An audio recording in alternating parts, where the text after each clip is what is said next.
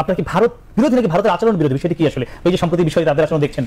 আমরা হচ্ছে ভারত বিরোধী নয়, আমরা ভারতের আধিপত্যের বিরোধী। আপনি যদি দেখেন ভারত সবসময় একটি হচ্ছে সবসময় গেম খেলে আসছে, সেটা হচ্ছে ধর্মীয় একটি ট্রাম্প কার্ড। কিন্তু একটা জিনিস বুঝতে হবে, ভারতের চারপাশের যে দেশগুলো রয়েছে, নেপাল রয়েছে, ভুটান রয়েছে, বাংলাদেশ রয়েছে, পাকিস্তান রয়েছে, এবং একমাত্র ভারত মনে হয় দেশ যার প্রতিবেশী কোনো দেশের সাথে ভালো সম্পর্ক নেই।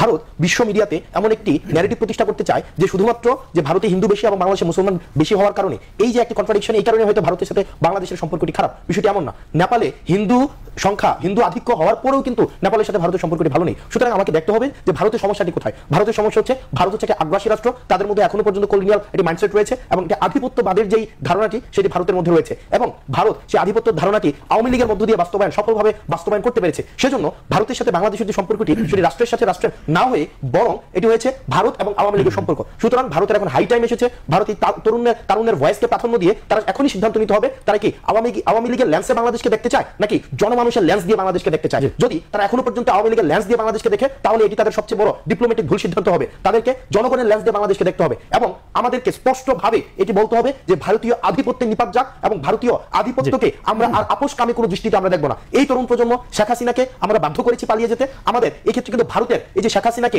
এই একটা দানব হয়ে ওঠার পিছনে ভারতের কিন্তু ভূমিকা রয়েছে। সুতরাং ভারতের যে আধিপত্যবাদী যেই একটা আচরণ রয়েছে সেই আচরণকে এই তরুণ প্রজন্ম ভুলে যায়নি। সুতরাং ভারতকে খুব দ্রুততম সময়ে তার যে এক ধরনের বাংলাদেশের যে পলিসিটি, এই পলিসিটি রিভাইজ করতে হবে। না হয় আমাদের সর্বশেষ যে বিষয়টি, ভারতের যে গণমানুষ রয়েছে, ভারতের মানুষের সাথে কিন্তু আমাদের কোনো ধরনের যে আমাদের যে কোনো ধরনের খারাপ সম্পর্ক রয়েছে বিষয়টি এমন না। কালচারালি, সেখানে সোশ্যালি, আর্থিকভাবে আমরা অনেক কিছুতে রিসিপ্রোকাল একটি সম্পর্ক, তাদের সাথে আমাদের বন্ধুত্বপূর্ণ সম্পর্ক রয়েছে। কিন্তু ভারত সরকারকে তাদের দ্রুততম সময়ে যদি তারা কোনো সিদ্ধান্ত না পৌঁছে, আমরা এই ভারতীয় আধিপত্যের বিরুদ্ধে আমাদের এই সংগ্রামকে অব্যাহত থাকবে। ধন্যবাদ জনাব রাকিব ইসলাম রাকিব, হাসান আব্দুল এবং মঞ্জুর ইসলাম।